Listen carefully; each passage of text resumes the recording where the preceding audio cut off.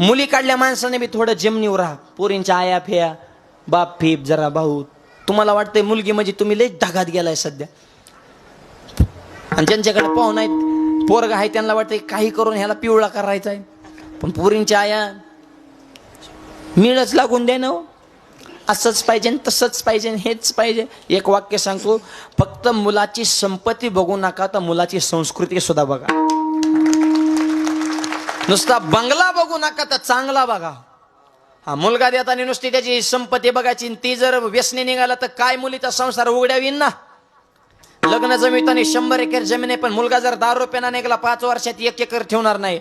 लग्न जमिता 1/2 एकर जमीन आहे, मुलगा जर जिद्दी निघाला त्याची 25 एकर केल्याशिवाय राहणार नाही. कर्तृत्ववान मुलाला मुली द्या.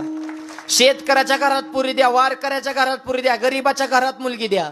फक्त पैशावाल्याच्याच घरात द्यायचं हे डोक्यातनं काढून टाका. संपत्ती बघू नका, संस्कृती बघा.